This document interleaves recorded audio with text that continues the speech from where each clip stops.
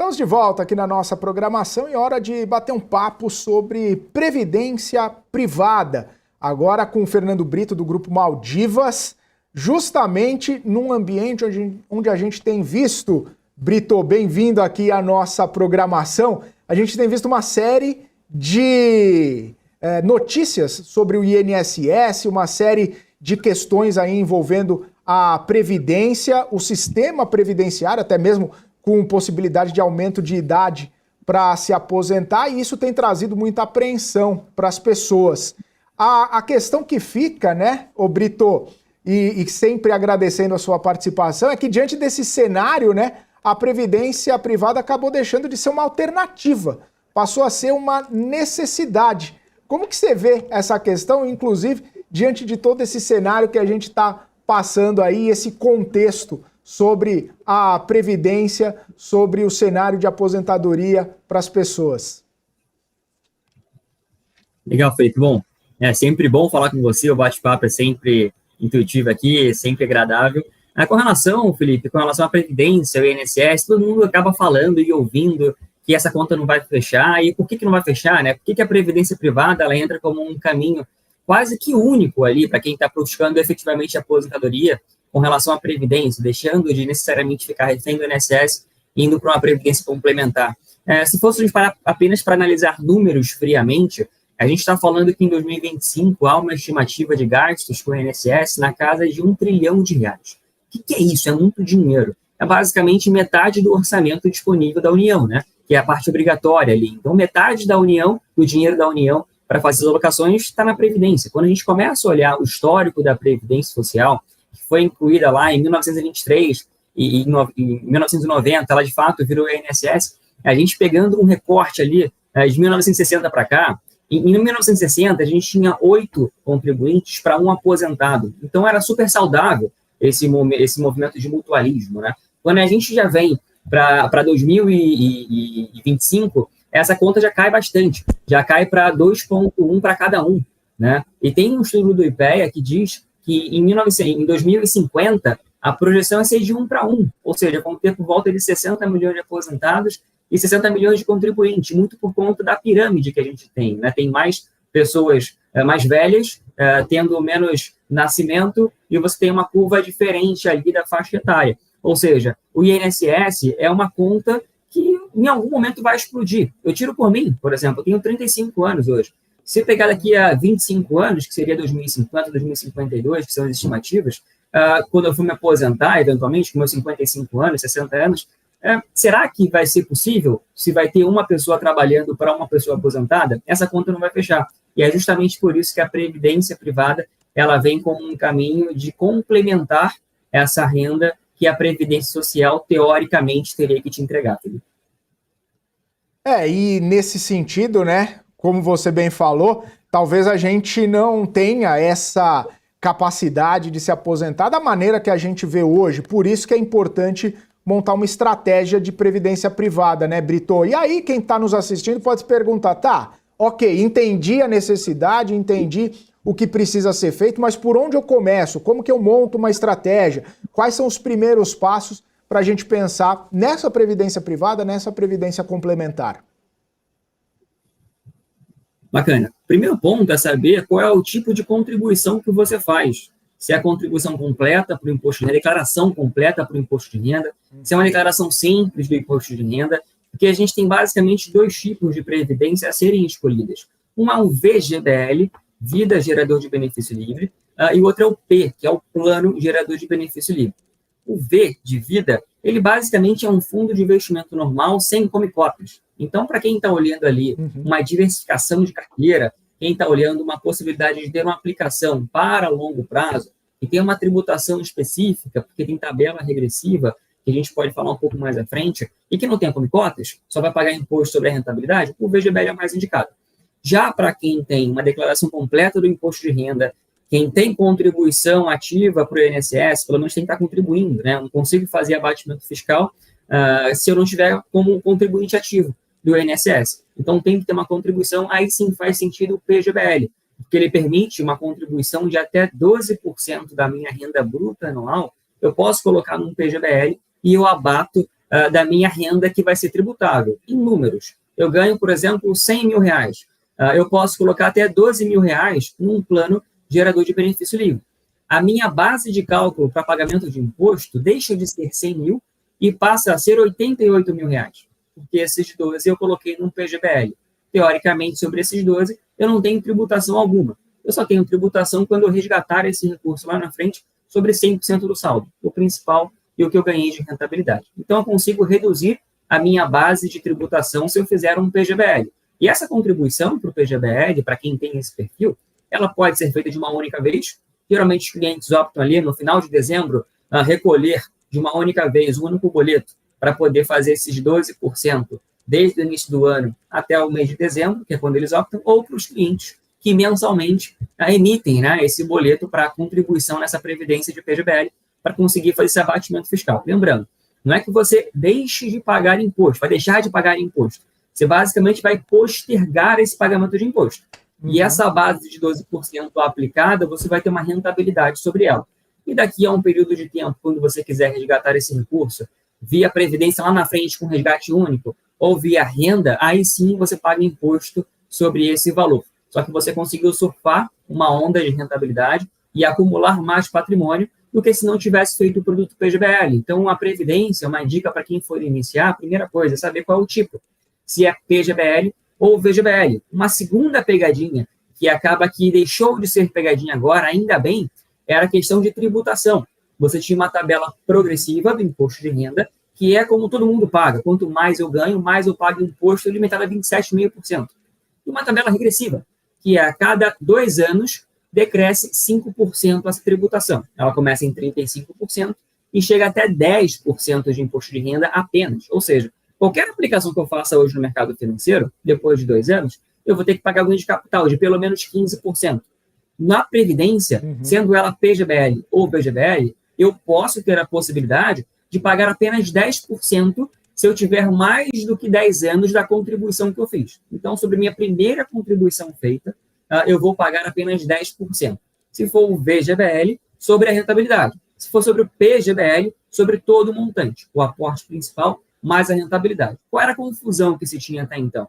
Chegava alguém no banco para poder fazer uma previdência privada, ou alguém vendia uma previdência privada, e aí escolhia o plano errado, a pessoa não tinha talvez o perfil de PGBL, e se colocava uma pessoa no PGBL, acaba pagando mais em imposto, e colocava numa tabela que não fazia muito sentido, que o imposto de renda na retirada seria o maior.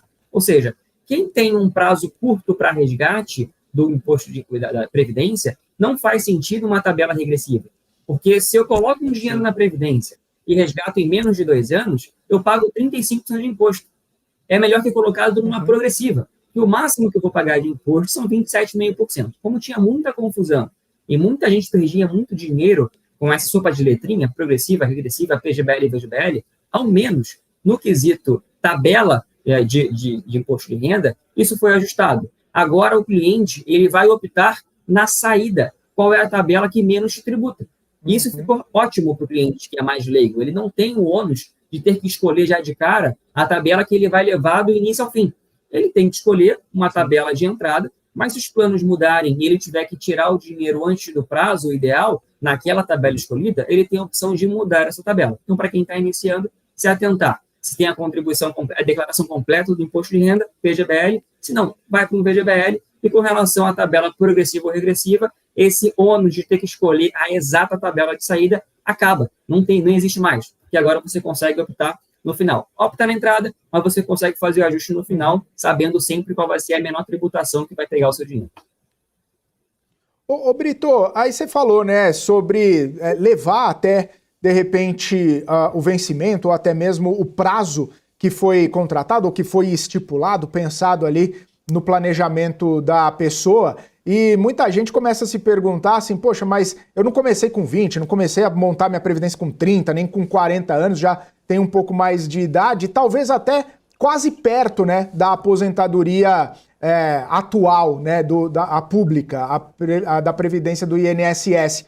Vale a pena, mesmo tendo pouco tempo aí, né, para conseguir essa contribuição ou para a aposentadoria, vale a pena pensar também em algum momento fazer a previdência complementar, a previdência privada, ou quanto mais cedo melhor, a gente sabe que em qualquer aspecto é válido, mas para quem já está até numa idade ou num tempo de contribuição mais avançado, tem importância também? Dá para fazer algum plano? Dá para pensar em alguma estratégia de previdência? Sem dúvida, principalmente para quem tem uma idade mais média para frente, né? A ideia é tentar fazer um plano que seja eventualmente mais conservador, que você não pode ter muita volatilidade no seu patrimônio. A estratégia é um pouco diferente, né, Felipe? Quando a gente começa um pouco mais novo, a gente pode colocar e diversificar em fundos talvez mais arrojados, onde o cliente, se eventualmente tiver uma barriga de rentabilidade no processo, ele está contando com um prazo de contribuição de longo prazo. Então, na média, esse risco maior que ele toma no início, ele vai ser compensado no tempo. Porque se ele perder um pouquinho agora, deixar de ganhar um pouco agora, ou tiver uma rentabilidade não tão boa, ele está posicionado para que no médio e longo prazo isso consiga ter uma reversão de tendência. Quando o cliente já tem uma idade mais avançada, ele já tem um capital já parcialmente acumulado, mas queria acumular mais, faz sentido ele entrar numa previdência privada, com um aporte eventualmente um pouco maior, para tentar compensar de alguma maneira esse prazo para trás que ele não contribuiu, e a gente começa a buscar ali uma diversificação um pouco mais conservadora, dependendo, obviamente, do perfil do cliente. E quanto mais próximo da idade dele se aposentar, mais conservador tem que ser o fundo que ele escolha, para não ter o problema, né, ou a surpresa não tão interessante assim, de na época da aposentadoria não ter o saldo que ele gostaria de ter, se ele estivesse num fundo mais tranquilo. O interessante é que a Previdência ela consegue ser mais atrativa do que há tempos atrás, você consegue ter grandes gestores trazendo para a Previdência, você consegue até espelhar fundos de investimentos tradicionais com previdências, com estratégia, isso é bem interessante. Até um tempo atrás, você tinha poucas opções de fundos no mercado, não era tão interessante, tinha altas taxas de recarregamento, tanto de entrada quanto de saída. Felipe, um tempo atrás, você tinha carregamento de 5% na entrada, isso quer dizer o quê? A cada R$100 que eu colocava na minha previdência, 5% ia para o banco, para poder pagar as custas do banco. Ou seja, eu só aplicava 95%, não fazia o menor sentido. Então, a previdência não fazia muito sentido assim, quando você tinha que caçar muito para ter bons produtos. Hoje, não. Hoje, ela quase que vira commodity. Todos os grandes bancos, as grandes casas, grandes seguradoras independentes ou relacionadas a banco, já têm produtos de qualidade. A grande maioria não tem mais esse tipo de carregamento de entrada e você consegue ter produtos de qualidade e você pode diversificar. Tem operações que a gente consegue fazer que, com um boleto, né, que o cliente paga, com um débito em conta de X reais, R$100, R$200, R$1.000, não importa o valor, você consegue optar quantos fundos esse recurso serão distribuídos. Tem operações nossas que a gente consegue botar 5, 6, 7 fundos diferentes para justamente diversificar esse risco do cliente. Então, o cliente que já tem uma idade mais avançada, o ideal, sim, pode ser a previdência privada para poder ajudá-lo, até porque quando ele for complementar essa renda dele, ou seja, pedir renda lá na frente, ele vai ter a opção de transformar essa renda num prazo certo. Eu quero uma renda por 10, 15, 20 anos, um prazo vitalício. Enquanto eu estiver aqui, eu quero ter essa renda. Eu posso colocar por um prazo vitalício reversível meus herdeiros. Você tem uma série de possibilidades que somente a Previdência te entrega. Que se esse recurso estivesse num fundo de investimento, por exemplo, visando ali 10 anos, 15 anos, a cada 6 meses teria o come-cotas. A Previdência você não tem esse come-cotas. E se a partir do momento que eu falo que tem previdências e fundos de investimentos que quase que espelham as estratégias, a tendência é que a rentabilidade seja a mesma. Quem está buscando a rentabilidade, mesmo que falte 10 anos para poder se aposentar, é muito pouco tempo, comparado a quem contribui há mais de 10, 15, 20, 30 anos, só pelo fato de não ter o come-cotas, a previdência já é mais interessante do que se fizesse uma aplicação via fundo para longuíssimo prazo, considerando que a rentabilidade seja muito próxima uma da outra, por não ter o come-cotas e ter a possibilidade de pagar apenas 10% de imposto de renda. Quando chegar na sua idade de aposentar, com 60, 65 anos, não importa a idade, você vai ter a opção de escolher: ou eu pego esse recurso que eu apliquei durante a minha vida inteira, durante esse período de tempo, e retiro de lá e boto em outro investimento, que eventualmente eu acho que faça mais sentido, ou eu opto por pegar aquele saldo e transformar em renda e aí sim complementar ao que eu tenho de INSS. A gente tem muitos clientes aqui no nosso grupo que eles contribuem para o teto, para o INSS, mas o teto do INSS ali, se eu não me engano, posso estar chutando errado, mas falta de 6, 7 mil reais é o máximo que o INSS devolve a efeito de aposentadoria, só que os clientes ganham 15, 20 mil reais. Ele vai ficar na mão do INSS para o básico, que seria para ter esse recurso de 6, 7 mil reais, que é uma incógnita, não se sabe se vai conseguir ou não, dado que a gente falou logo na entrada, né, que vai ser 1 para 1 daqui a 25 anos de efeito de contribuição, e ele faz uma previdência complementar para poder voltar com a renda atual de 15, 20 mil. Então, ele faz uma contribuição visando ultrapassar esse 7, que teoricamente o governo vai entregar para ele conseguir mais 7, 8 mil e manter o padrão de vida que hoje ele tem de 15 mil reais. Então, são várias estratégias que podem ser feitas, mas o ponto é saber fazer com coerência. Não adianta um cliente que não tem uma declaração completa do imposto de renda fazer um PGBL.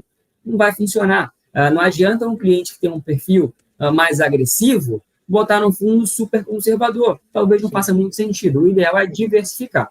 Assim como na pizza de alocação de renda fixa, multimercado, ações, a previdência é uma das fatias, dentro dessa fatia, a gente tem subfatias.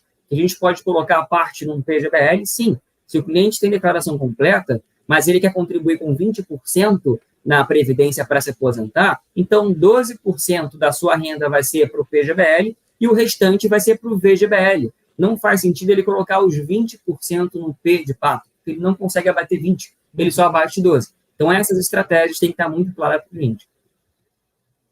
Muito bom, Fernando Brito. Sempre um prazer recebê-lo aqui, ouvir essas explicações, tudo detalhado, né, para o pessoal compreender direitinho. O pessoal já está percebendo a importância da previdência complementar, da previdência privada, e aí agora é só colocar o plano em prática, só buscar quem ajude, né, a fazer esse planejamento, essa rota aí, para chegar lá na hora da aposentadoria com mais tranquilidade.